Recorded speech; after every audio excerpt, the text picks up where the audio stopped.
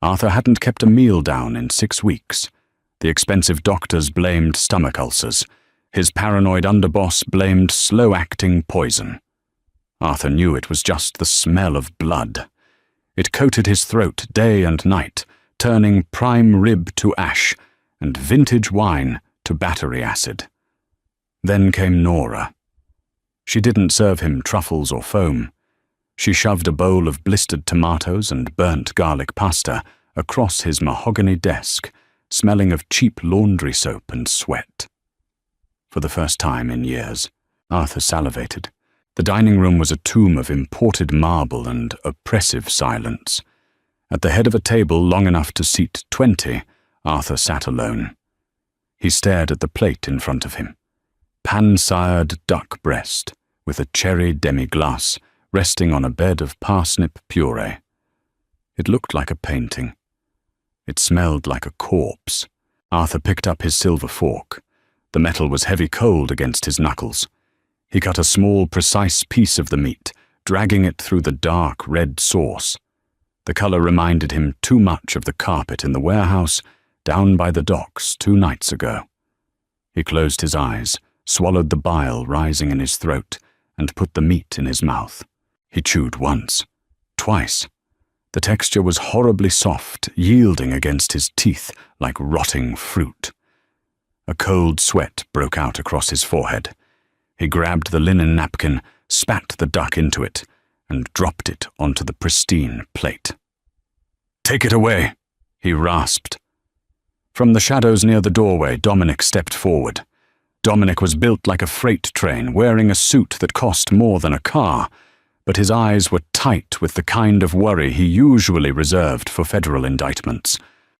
Dominic started his voice a low rumble. "You gotta eat. You look like a ghost wearing a bespoke suit. It's been days." I said, "Take it away." Arthur's voice didn't rise. It didn't have to. The quiet rasp was enough to make the hired waiter, a kid who looked barely out of culinary school, scramble forward with shaking hands to clear the $300 meal. Arthur pushed his chair back. The scrape of wood against marble echoed sharply. He stood his vision swimming for a fraction of a second. He gripped the edge of the table until the room steadied. Dominic was right. He was wasting away. The tailored wool of his trousers hung loose around his waist. His cheekbones jutted out like knives beneath his pale skin. It wasn't a disease, not a physical one at least. The doctors had run every scan, drawn vials of blood, shoved cameras down his throat. Stress, they concluded. Anxiety.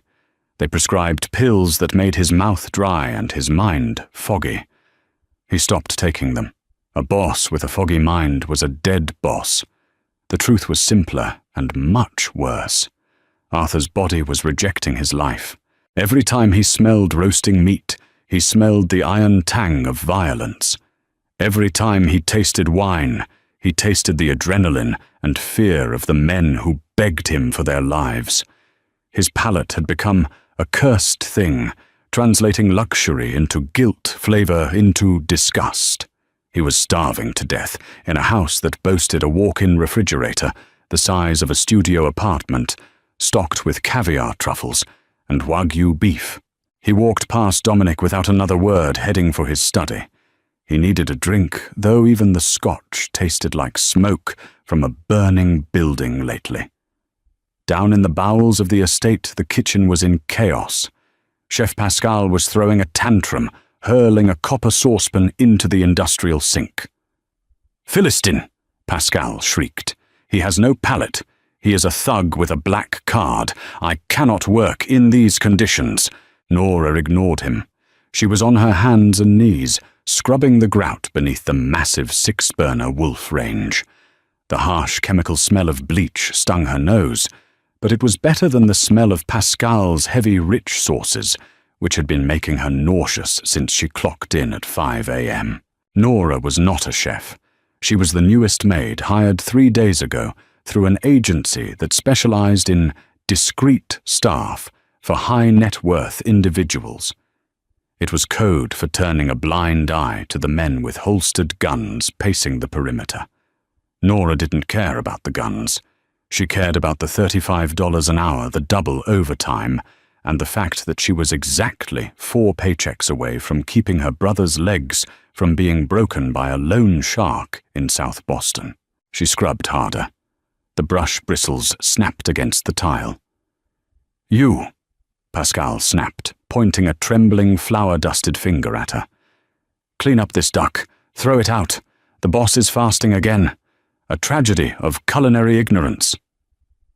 Nora sat back on her heels, wiping a strand of dull brown hair out of her eyes with the back of a gloved hand. She looked at the plate the waiter had brought down. The duck was perfectly cooked. The vegetables were vibrant. "Waste of good food," she muttered, grabbing the plate.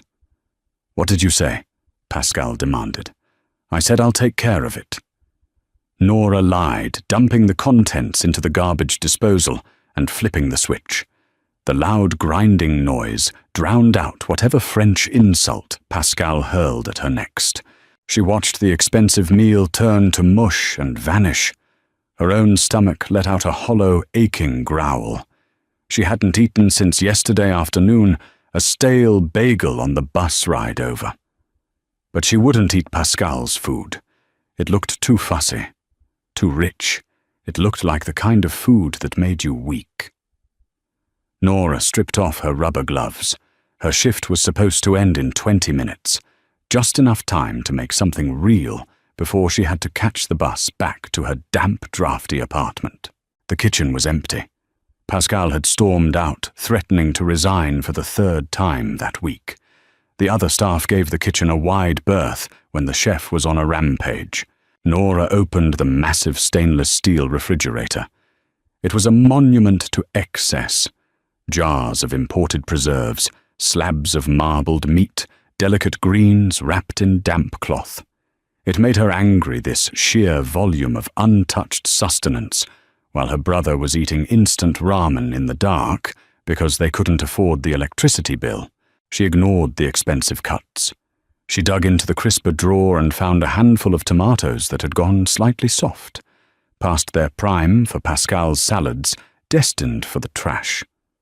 She grabbed them, a head of garlic from a wire basket, a half-empty box of dried spaghetti sitting forgotten on a pantry shelf, likely meant for the staff meals. She didn't use the pristine copper pots. She found a heavy, scarred, cast-iron skillet shoved in the back of a lower cabinet. Nora turned on the flame. It roared to life, blue and violent. She didn't mince the garlic into tiny, perfect squares.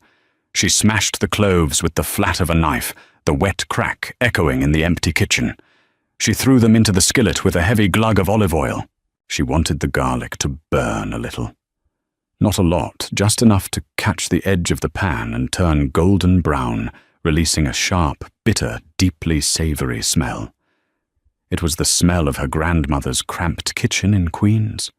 It was the smell of being poor, but being alive. When the edges of the garlic turned the color of an old penny, she threw in the tomatoes. They hit the hot oil with a vicious hiss, spitting fat onto her uniform. Nora didn't flinch. She pressed down on the tomatoes with a wooden spoon until their skins blistered and burst, releasing their acidic juice into the oil deglazing the dark bits of garlic from the iron. A pinch of cheap kosher salt. A heavy, aggressive grind of black pepper. The smell began to rise. It wasn't delicate. It didn't smell like a restaurant. It smelled like earth salt and fire. It was pungent, cutting through the lingering scent of bleach and expensive duck fat. 2 floors up, Arthur was staring at a spreadsheet he wasn't reading. The numbers blurred together. His stomach gave a sharp, painful cramp. He pressed his fist into his abdomen, leaning forward over his desk. The dull, throbbing pain of the ulcer was constant now. He closed his eyes and breathed in, trying to steady himself. Then he smelled it. It wasn't blood. It wasn't the metallic tang of fear. It wasn't the cloying, sweet stench of reduction sauces that made him want to vomit. It was sharp. It was aggressive. It smelled like dirt and heat. Arthur's eyes snapped open. For a second, he thought he was hallucinating. His mouth, dry as cotton for weeks, suddenly flooded with saliva. The physical reaction was so intense, so unexpected, that he actually choked on it, coughing into his hand. He stood up. His legs felt shaky, but the hollow ache in his stomach had suddenly morphed from a threat into a demand. He opened the heavy oak door of his study. Dominic was leaning against the wall in the hallway, scrolling on his phone. He looked up surprised. Arthur rarely left his office before midnight. "Boss, you need something." "What is that?" Arthur asked. His voice was hoarse. Dominic sniffed the air. He frowned. "Smells like garlic. Did Pascal come back?" "Pascal doesn't cook like that," Arthur said. Pascal treated garlic like a volatile chemical, using it in microscopic refined quantities. This smell was unapologetic. It was practically screaming through the air vents. Arthur didn't wait for Dominic. He started walking. He didn't take the main staircase. He took the servants' stairs, his expensive leather shoes completely silent on the rubber treads. He followed the scent, like a starved hound, tracking blood in the snow. He pushed open the swinging doors to the kitchen. Nora was standing at the stove, her back to him. She was using a pair of metal tongs to drag dripping spaghetti directly from a pot of boiling water into the cast-iron skillet. The starchy pasta water hit the hot oil and tomatoes, hissing violently, emulsifying into a thick, glossy sauce. She tossed the pan with a flick of her wrist, the motion practiced and rough. Arthur stood frozen. He watched her shoulders move beneath the cheap, ill-fitting grey cotton of her uniform. There was a dark sweat stain between her shoulder blades. Her hair was falling out of a messy clip. She grabbed a chipped ceramic bowl from a drying rack staff, dishware, not the fine china. She dumped the pasta into it. It was a messy, unceremonious heap. She scraped the bottom of the skillet, making sure every burnt piece of garlic and blistered tomato skin made it into the bowl. Arthur took a step forward. "Give me that." Nora spun around, dropping the wooden spoon with a clatter. Her eyes went wide for a fraction of a second before narrowing into a hard, defensive glare. She recognized him. You didn't work in this house without memorizing the face of the man who paid your salary and who could end your life. But her grip on the bowl tightened. "Excuse me," Nora said. Her voice wasn't a soft, subservient murmur. It was flat, carrying the gravel of a queen's accent. "I said," Arthur repeated, taking another step closer. He could feel the heat radiating from the bowl. He could smell the acid of the tomatoes. His stomach gave a violent, desperate rumble, loud enough to be heard in the quiet kitchen. "Give me that." Nora looked at the bowl, then up at Arthur. She took in his pale, sunken face, the dark bags under his eyes, the suit that draped on him like a shroud. She didn't see a terrifying mafia boss. She saw a starving man. "This isn't for you," she said, her tone stubbornly practical. "It's leftovers. Garbage, basically. Pascal would have a stroke." "Pascal isn't here," Arthur said. He closed the distance between them. He didn't reach out to take it from her. He just stood there, looking down at the messy pile of food. "Put it on the counter." Nora hesitated. Every survival instinct she had honed growing up in a bad neighborhood told her not to argue with the dangerous man in the $1,000 suit. But she was hungry. She had made this for herself. She set the bowl down on the stainless steel prep counter with a dull thud. She slid a standard water-spotted metal fork next to it. No polished silver, no linen napkin. Arthur looked at it. There was no garnish. No pristine white edges of a plate. Just red-orange, and the dark brown specks of garlic tangled in starch. He picked up the fork. His hand was trembling slightly. He hated that she could see it. He hated the vulnerability of his own failing body. Nora crossed her arms over her chest, stepping back. She expected him to take one bite gag and fire her for serving him peasant food. She watched his face, looking for the inevitable disgust. Arthur twirled the pasta around the fork. It wasn't elegant. He lifted it to his mouth. He closed his eyes. The heat hit his tongue, first followed instantly by the sharp, bright acid of the tomatoes. Then came the deep, earthy bitterness of the burnt garlic, cutting through the richness of the olive oil. It wasn't smooth. It wasn't refined. It had texture, the tough skins of the tomatoes, the slight chew of the pasta, the crunch of the garlic. He waited for his throat to close. He waited for the phantom taste of ash and copper to ruin it. He waited for his stomach to twist and reject it. Nothing happened. There was only the loud, visceral reality of the food. It grounded him. It didn't taste like his life. It tasted like survival. It tasted like someone else's desperate need to just eat and keep moving. Arthur swallowed. It went down smooth, sitting warm and heavy in his empty stomach.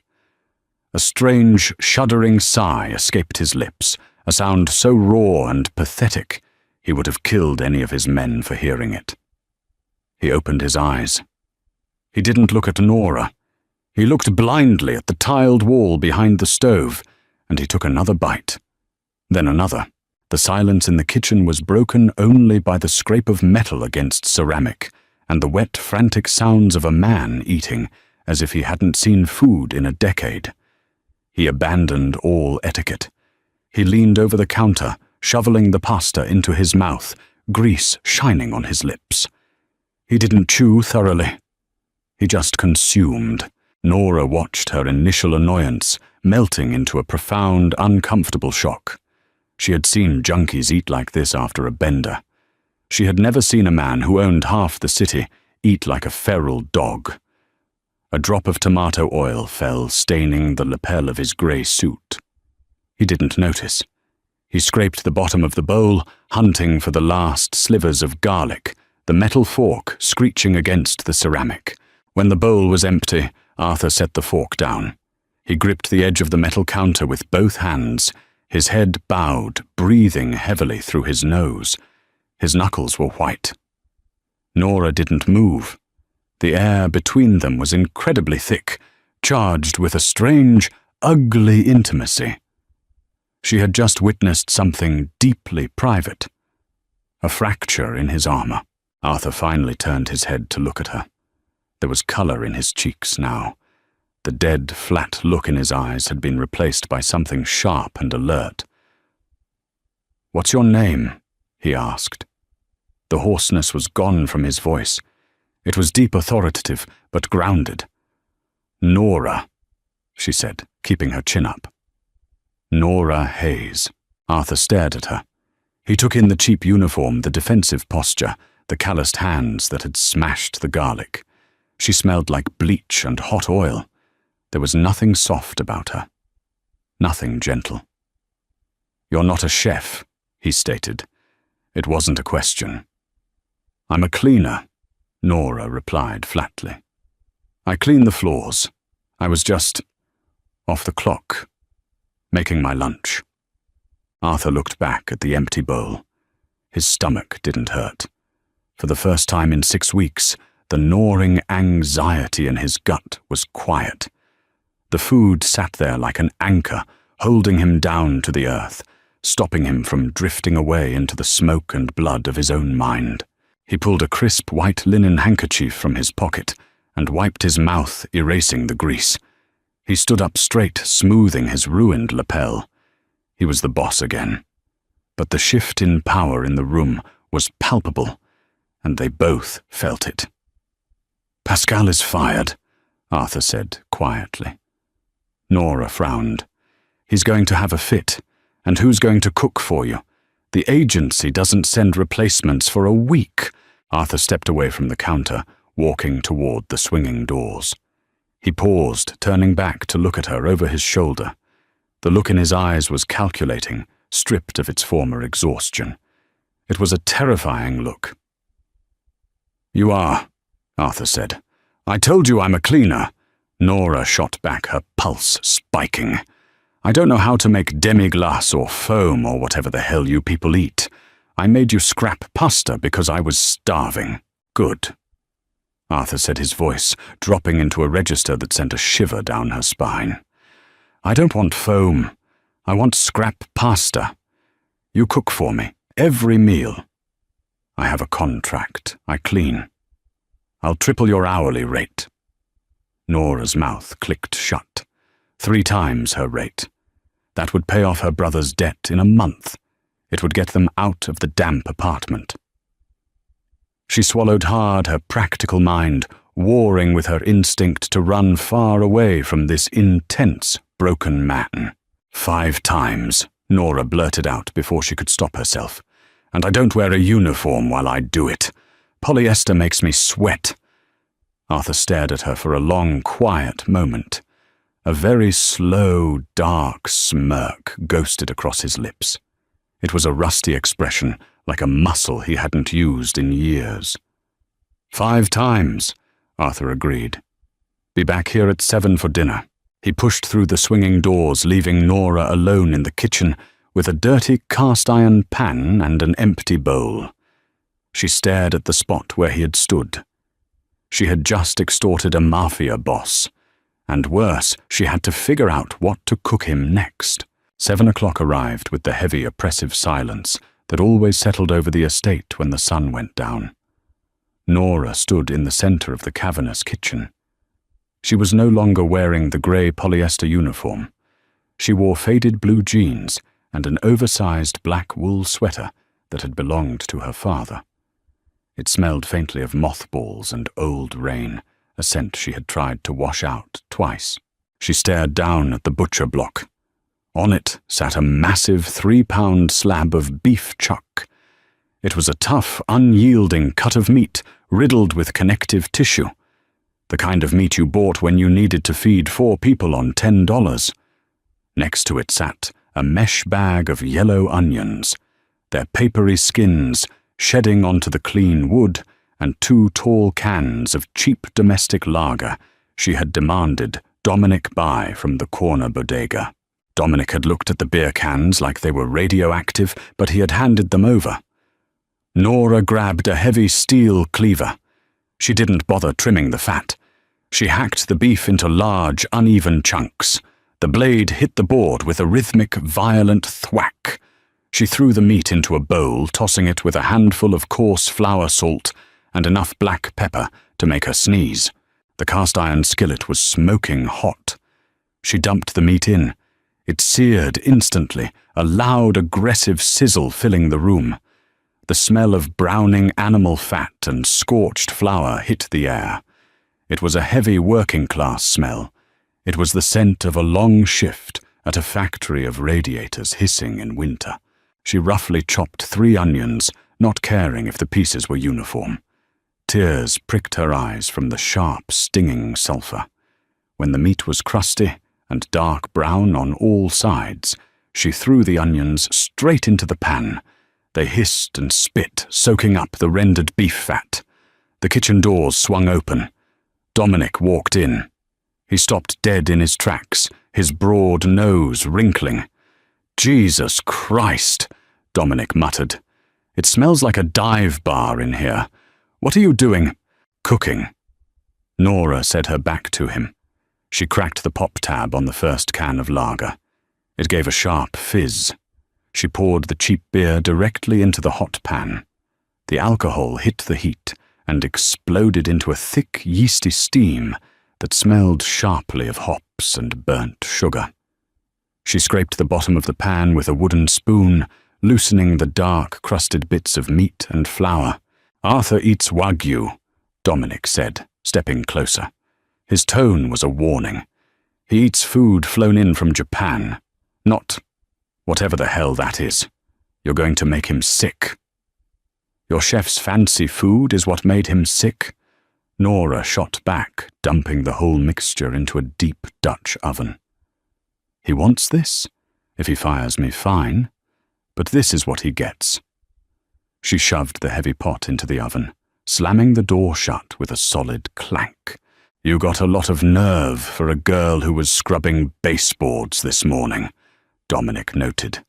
He leaned against the stainless steel counter, crossing his arms. His suit jacket fell open just enough to reveal the leather shoulder holster strapped across his chest. Nora looked at the gun. She didn't blink. Growing up where she did, guns weren't a shock. They were a hazard like black ice or a stray dog. "I got a brother who needs rent money," Nora said flatly. "I don't have time to have nerve. I have a job. Tell your boss dinner is in 2 hours. The meat has to break down." 2 hours later, Arthur sat at the massive dining table. The pristine white tablecloth had been removed, leaving the bare, dark mahogany wood. Nora had insisted. She said the linen made her nervous.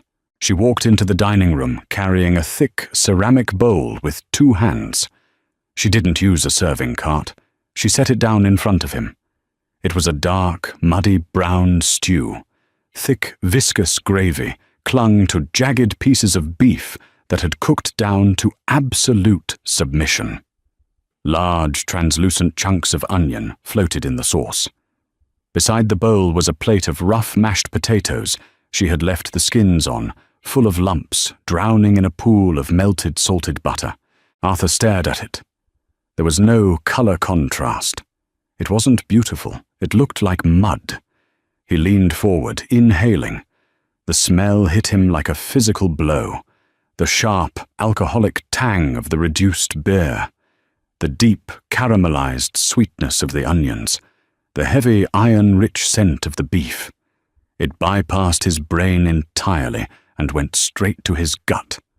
The phantom scent of blood that had haunted him all day vanished completely obliterated by the sheer, unapologetic pungency of the stew. He picked up his spoon. He didn't look at Nora, who stood awkwardly near the wall, her arms crossed over her oversized sweater. He took a bite. The beef fell apart against his tongue. The gravy was rich, sticky with collagen, coating the roof of his mouth. The potatoes were heavy and starchy, cutting through the intense savoriness of the meat. It wasn't delicate. It was the kind of food that demanded to be eaten in the cold by a fire by a man who had worked with his hands all day. Arthur closed his eyes. The tension in his jaw, tight as a coiled spring since he woke up, finally snapped. He let out a long, ragged exhale through his nose. He ate the entire bowl. He ate the potatoes. He used a piece of crusty bread to wipe the bowl clean, leaving streaks of white ceramic shining through the brown gravy. When he finally sat back, the silence in the room was heavy, but it was no longer a tomb. It was just quiet. "You left the skins on the potatoes," Arthur said, his voice a low gravel. It was the first thing he had said to her all evening. "Peeling them is a waste of time," Nora said defensively. "The skin has flavor. It adds texture. If you don't like it—" "I didn't say I didn't like it," Arthur interrupted. He looked at her. Really looked at her. He saw the dark circles under her eyes, the defensive jut of her chin. He saw a survivor. "Tomorrow," Arthur said, his eyes locking onto hers. "Breakfast at 6. It was 3 in the morning. The rain was lashing against the floor-to-ceiling windows of the estate, sounding like handfuls of gravel thrown against the glass. Nora was awake. She was sitting at the massive kitchen island, a mug of instant coffee growing cold between her hands. She couldn't sleep. The silence of the house was too loud, and the knowledge of what the men who lived here actually did for a living was beginning to weigh heavily on her chest.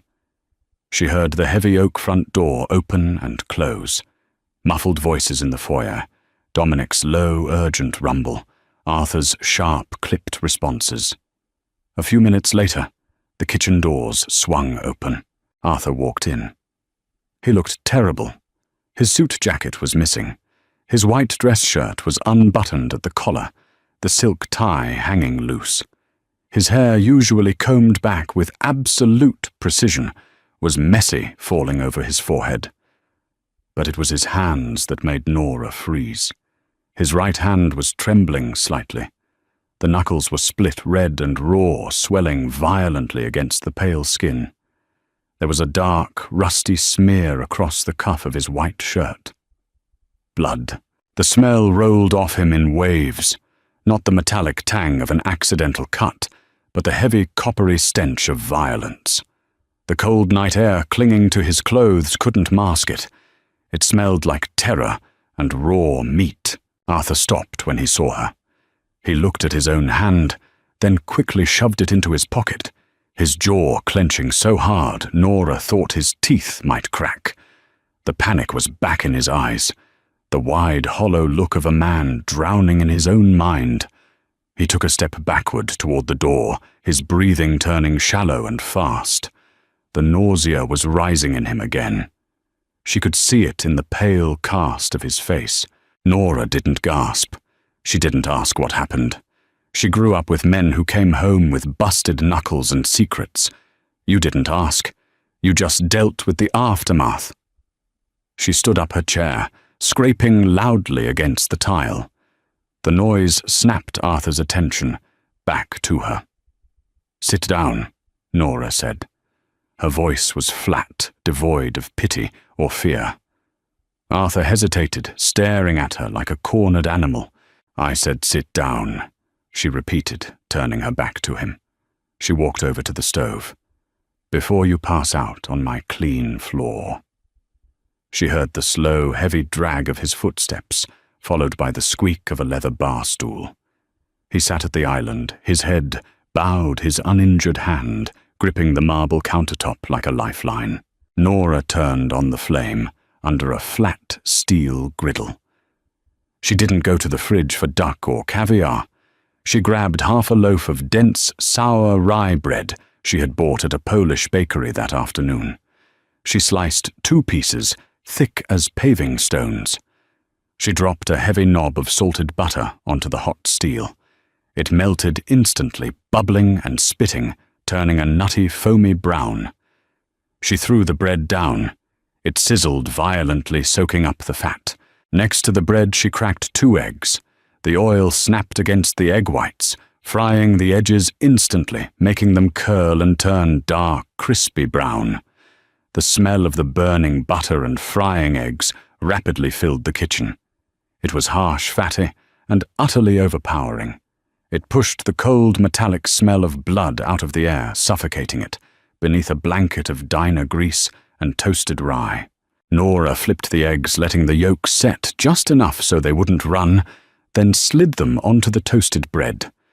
She grabbed a bottle of cheap vinegar-heavy hot sauce from her own stash in the pantry and dashed it aggressively over the top. The acid hit the hot eggs, releasing a sharp, stinging vapor. She slid the plate across the marble island. It stopped inches from Arthur's hand.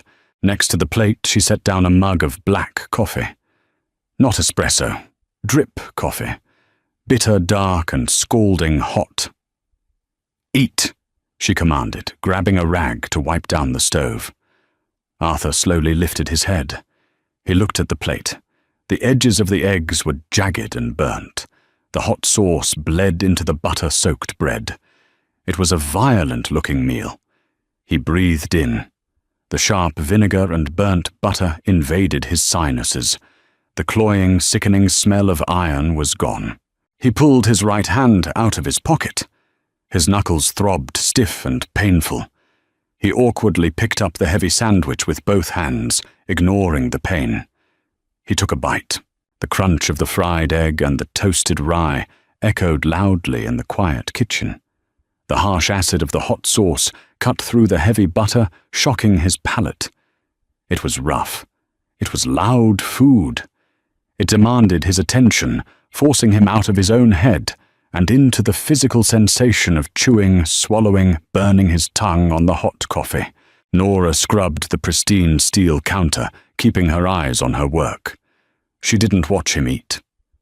She gave him the dignity of ignoring his fracture.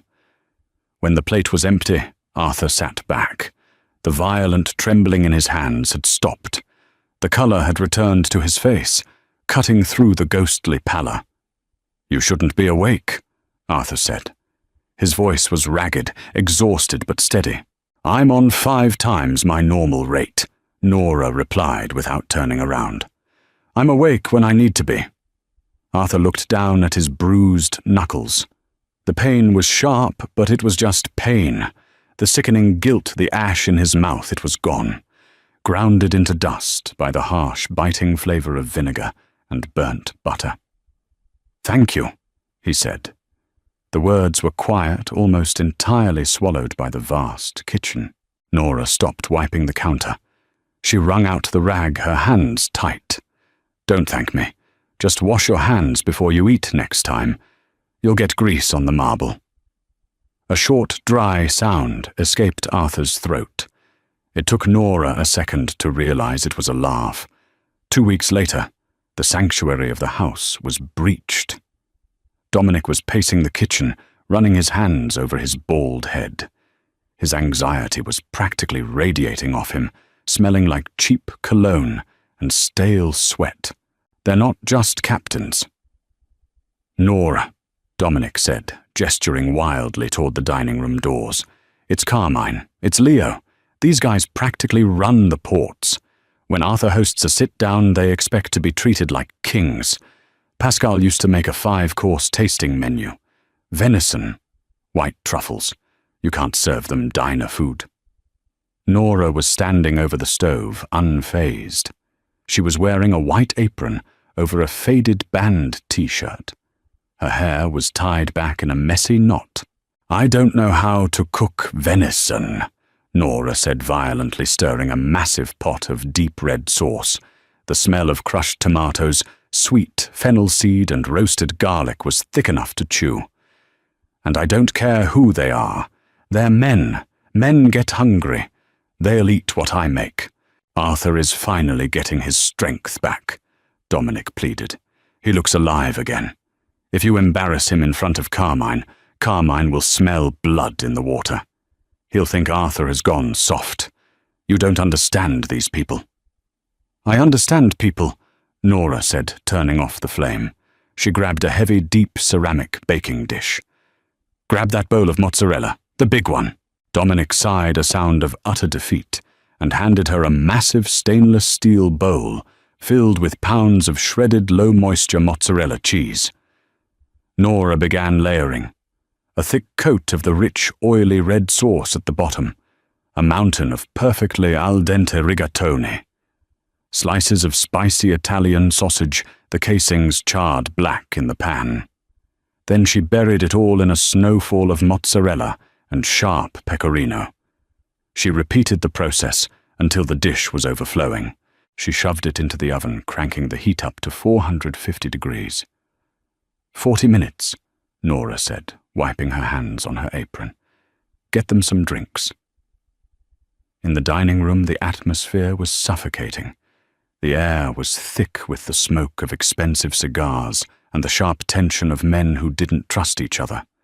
Carmine, a heavy-set man with a face like a bulldog and a suit that strained at the buttons, tapped his thick fingers on the mahogany table. So Arthur Carmine said, a sneer playing on his lips. I hear you've been sick, pacing the halls, losing weight. You look thin. It was an insult masked as concern. In their world, thin meant weak. Weak meant dead. Arthur sat at the head of the table. He was leaning back in his chair, swirling 2 fingers of scotch in a crystal glass. He wasn't shaking. His eyes were cold, dark, and utterly focused. I'm perfectly healthy, Carmine, Arthur said smoothly. Just cleaning house, getting rid of dead weight. He held Carmine's gaze until the older man looked away, coughing uncomfortably into his fist. Leo, a younger, sharper captain with slicked-back hair, cleared his throat. Well, I hope your chef hasn't lost his touch. I skipped lunch for this. Pascal's duck liver pâté is the only reason I come to these meetings. Arthur took a sip of his scotch. It didn't taste like battery acid anymore. It tasted like peat and smoke.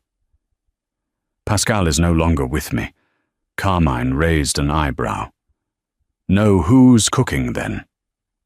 The dining room doors swung open. There was no cart. There was no line of waiters in white gloves. Nora walked in. She was carrying the massive ceramic dish with 2 thick oven mitts. The dish was practically weaponized with heat. The edges of the cheese had bubbled over and burnt onto the ceramic, creating a crust of dark, crispy fat.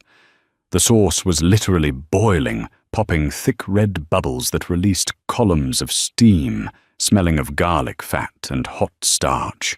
She walked straight to the center of the table and dropped the heavy dish onto a thick wooden trivet with a loud thud. She set down a stack of plain white plates and a large metal serving spoon next to it. "Watch your arms," Nora said bluntly. "The ceramic will take your skin off." She didn't offer to serve them. She turned on her heel and walked out the doors, swinging shut behind her. Dead silence descended on the dining room. Carmine stared at the bubbling mass of cheese and pasta.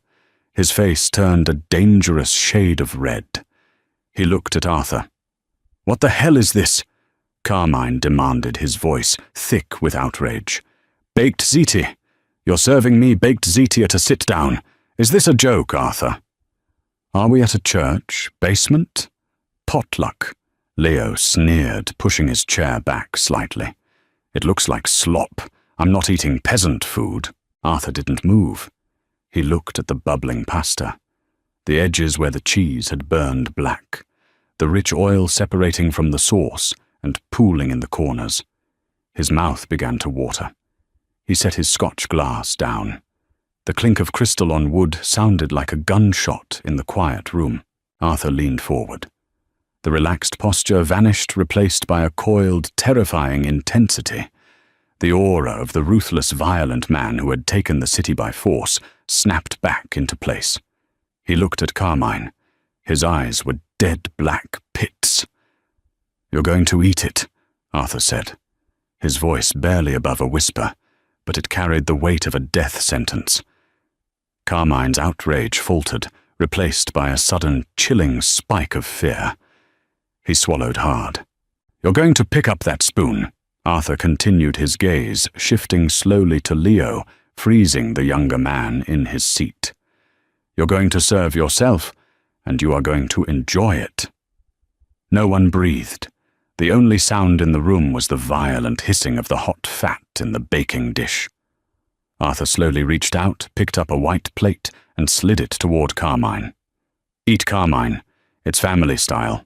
Carmine's hands were shaking slightly as he picked up the heavy metal spoon. He dug into the pasta. The cheese stretched in thick, gooey strings.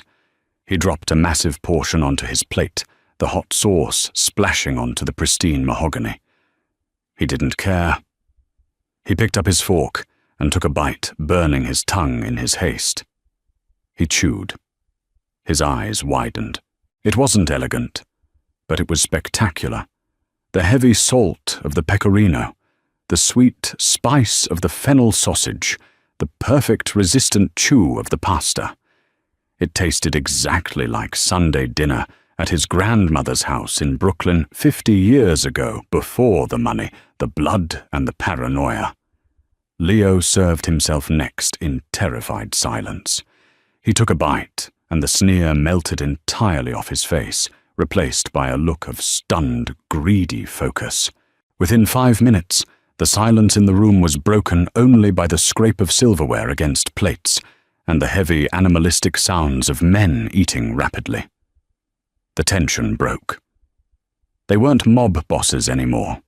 They were just hungry men, stripped of their pretenses, anchored to the table by the sheer weight of the food. Arthur finally took a plate for himself. He scooped up the burnt edges of the cheese, his favorite part. He ate slowly, savoring the heavy, grounding flavors. He looked toward the swinging doors of the kitchen. A faint, dark smile touched his lips. Carmine and Leo thought they were the most dangerous men in the room. They were wrong. The girl with the burnt garlic and the heavy hand with salt had brought them all to their knees. And she belonged to him. The truce lasted exactly 12 days. In Arthur's world, 12 days of silence was either a blessing or the fuse burning down on a bomb. It was 2 a.m. and the estate was locked down tight. Outside, a freezing rain turned the driveway into a sheet of black ice. Inside the massive kitchen was a haven of humid, butter-scented heat. Nora was baking. She didn't bake well. She lacked the patience for precise measurements and the delicate touch required for pastry. But she needed the physical exertion. Her brother Tommy had called earlier, his voice trembling, as he told her the loan shark had accepted the cash, but tacked on an exorbitant, late fee. The math meant she was stuck in this house cooking for monsters for at least another 6 months. She slammed a fist of cold butter into a mound of flour on the butcher block. She rubbed the fat and flour between her fingers, her hands moving with angry, jerky motions. She wasn't making anything delicate. It was a rustic apple galette, the kind of thing that didn't matter if it looked ugly, as long as it tasted like sugar and fire. She peeled Granny Smith apples with a paring knife, slicing them thick and uneven. She tossed them in a bowl with a reckless handful of dark brown sugar, a heavy pour of bourbon she'd stolen from the study, and enough cinnamon to make her eyes water. She didn't hear Arthur come in. His footsteps were non-existent. "You're murdering that dough." Nora jumped, the paring knife clattering against the wood. Arthur was standing near the doorway. He was wearing dark grey sweatpants and a plain white t-shirt. It was the first time she had seen him out of a tailored suit. The casual clothes made him look younger, but they also exposed the hard, jagged lines of old scars tracking up his left forearm. He didn't look terrifying tonight. He looked exhausted. "Dough is supposed to be worked," Nora said, turning back to the butcher block. She grabbed a heavy wooden rolling pin and flattened the shaggy, butter-streaked mess. "Why are you awake? Why are you?" Arthur countered. He walked over to the island, pulling out a bar stool. He sat leaning his elbows on the cold marble, watching her hands. "My brother," Nora muttered, folding the jagged edges of the dough over the piled apples. "He's an idiot, and idiots are expensive." Arthur watched her brush the rough pastry with an egg wash, her movements quick and completely devoid of grace. "How much does he owe?" Nora stopped. She looked up at him, her eyes narrowing. Don't do that." "Do what?" "Play the benevolent boss. We have a contract. I cook your meals, you pay me an absurd amount of money, and I buy my family's way out of a hole. You don't ask about my life, and I pretend I don't know what you do when you leave this house." Arthur's face remained impassive, but his eyes tracked the sharp, defensive set of her shoulders. He reached out, picking up a stray slice of raw, cinnamon-coated apple from the cutting board. He put it in his mouth. The sharp, acidic crunch of the fruit cut through the dull ache of insomnia behind his eyes. "I kill people, Nora," Arthur said.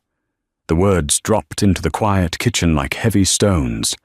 No euphemisms, no mobster slang. Just the ugly, naked truth. Nora's hands froze on the baking sheet. The silence stretched, broken only by the hum of the massive refrigerator. "I know," she said quietly. She didn't look at him. She shoved the baking sheet into the hot oven and slammed the door. "I grew up in a neighborhood where men like you owned the cops, the corners, and the grocery stores. I know exactly what you are." "Does it disgust you?" "It terrifies me," she corrected, turning to face him, leaning her hips against the stove. She crossed her arms. "But hunger terrifies me more. So I cook." Arthur looked at her, really looked at her. The flour dusting her faded black t-shirt, the burn scar on her wrist from the broiler. She was profoundly ordinary, yet completely unyielding. She didn't flinch from his reality. She didn't try to save him. She just fed him. The smell of the baking galette began to fill the room. The bourbon evaporating into hot sugar, the cinnamon turning sharp and woody, the butter browning in the pastry crust. It was a heavy, warm, messy smell. "Tell me how much he owes," Arthur repeated, his voice dropping into a low, commanding register. 50,000. Nora snapped, the frustration finally boiling over. "Which means I'm here until June." "Happy." Arthur didn't blink. He pulled a sleek black phone from his pocket, typed a brief message, and set it face down on the marble. "He doesn't owe 50,000 anymore," Arthur said. "The debt is cleared. The bookmaker holding it just suffered a sudden, permanent change in his business model." Nora stared at him. The air left her lungs. "What did you do?" "I bought your brother's life." Arthur's gaze was flat, completely devoid of warmth. "Which means you don't cook for the contract anymore, Nora. You cook for me, because you want to." Nora gripped the edge of the stove, her knuckles turning white. She should have been furious. She should have felt trapped. But beneath the shock, a dark, heavy relief settled into her bones. The crushing weight of the debt was gone. She turned around, grabbing a thick kitchen towel. She opened the oven. The galette was bubbling furiously, the dark brown sugar syrup bleeding over the edges and burning onto the pan. It smelled like charred sugar and alcohol. She pulled it out and dropped it on the stove.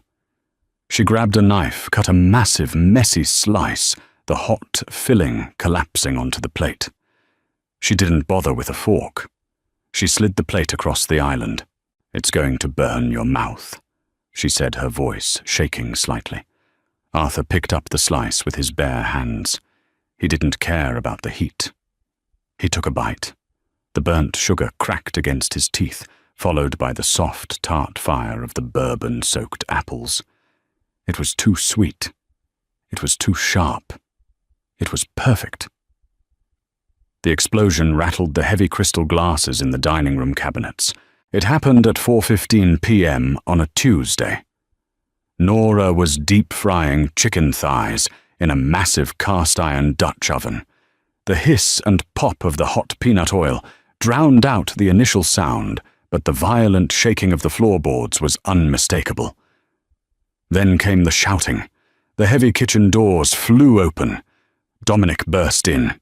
His suit was torn at the shoulder, and his face was smeared with soot and something dark and wet. "Lock the doors!"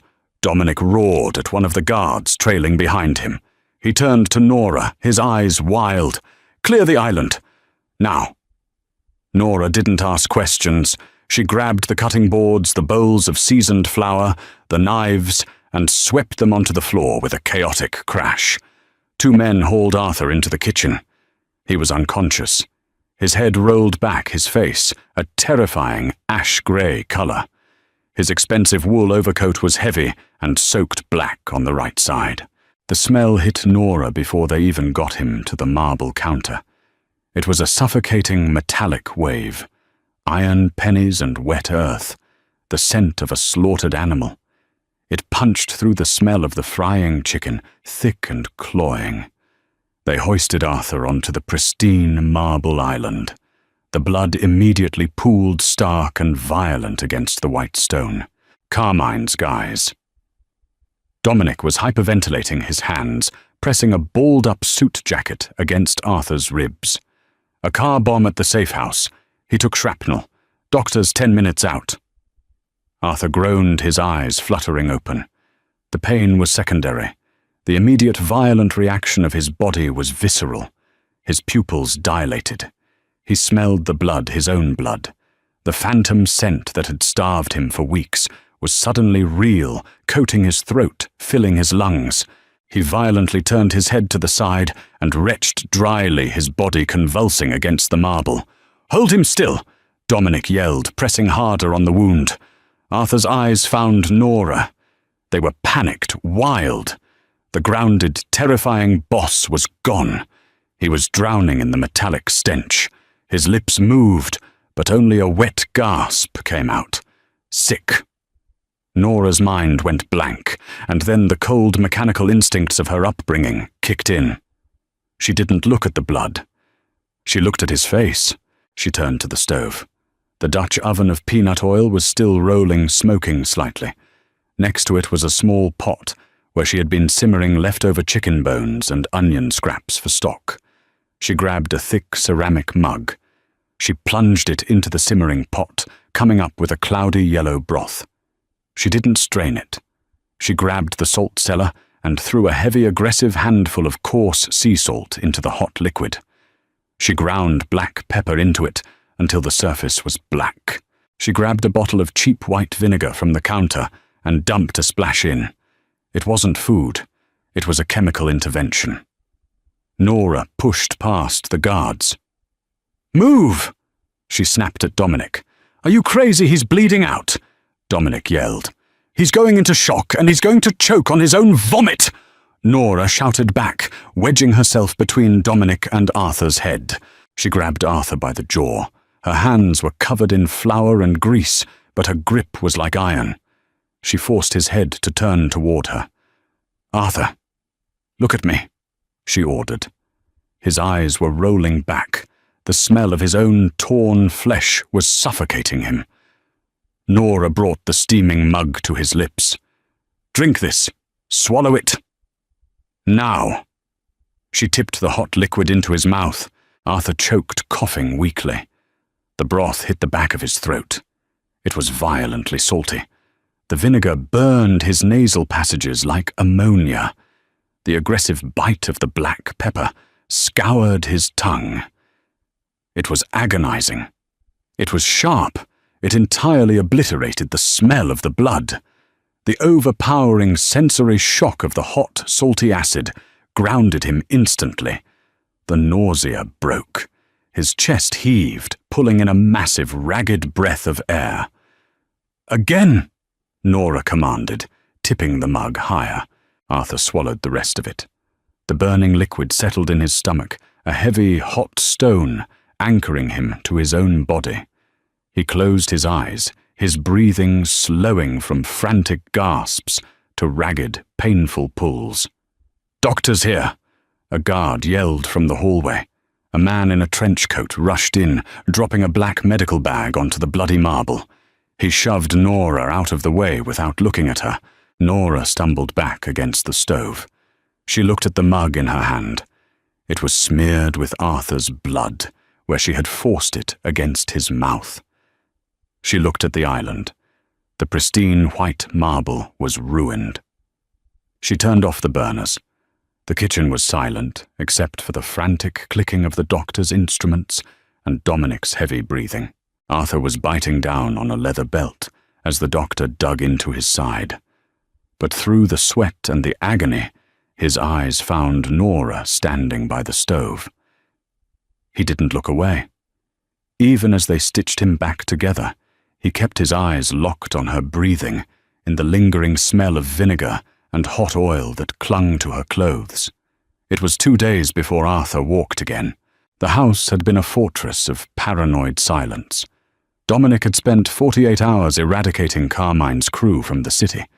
The violence was kept outside the walls, but the heavy, suffocating weight of it pressed against the windows. It was 5 a.m.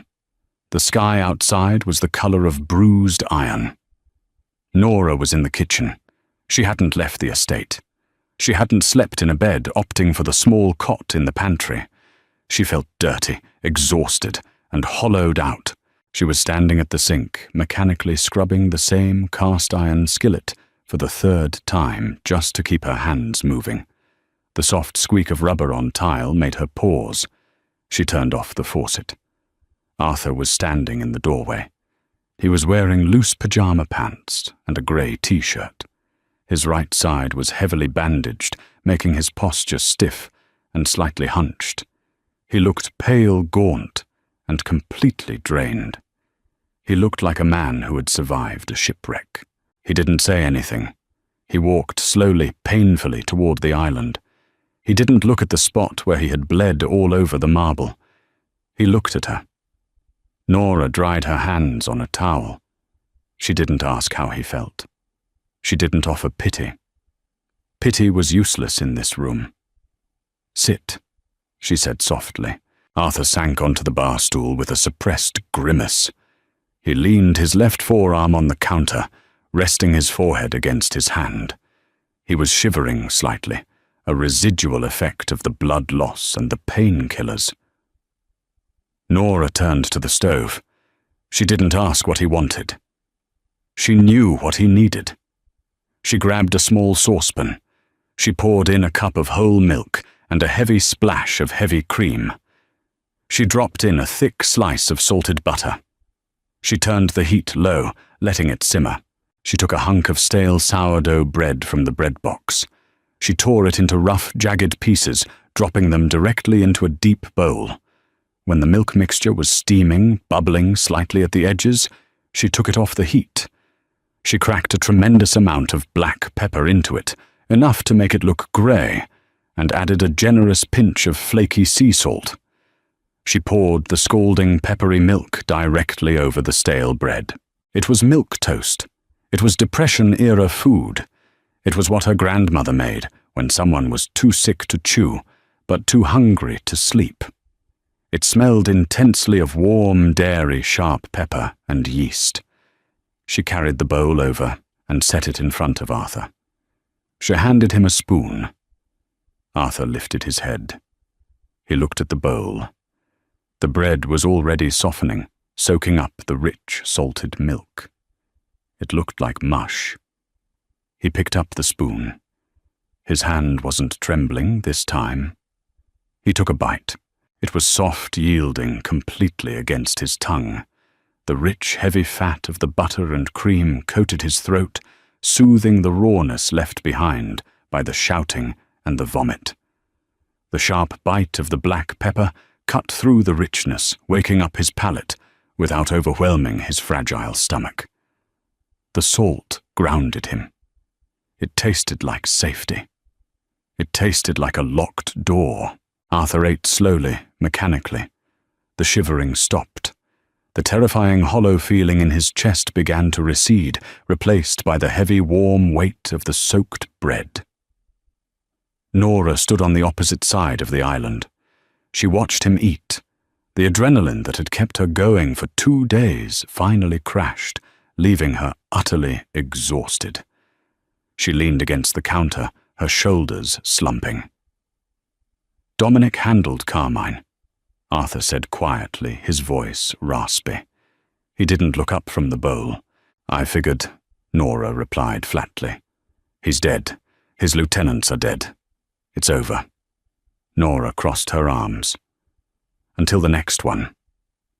Arthur finally looked up. His dark eyes met hers. There were no illusions between them now. The fancy suits, the pristine marble, the expensive cars, it was all window dressing for a slaughterhouse, and they both knew it. Until the next one, Arthur agreed. He took another bite. He scraped the bottom of the bowl. When he was finished, he pushed the empty bowl aside. He didn't get up. He just sat there, looking at the empty kitchen, the heavy silence settling around them, not like a tomb, but like a blanket. He looked at Nora. She had bags under her eyes. Her hair was a mess. She smelled like old frying oil and bleach.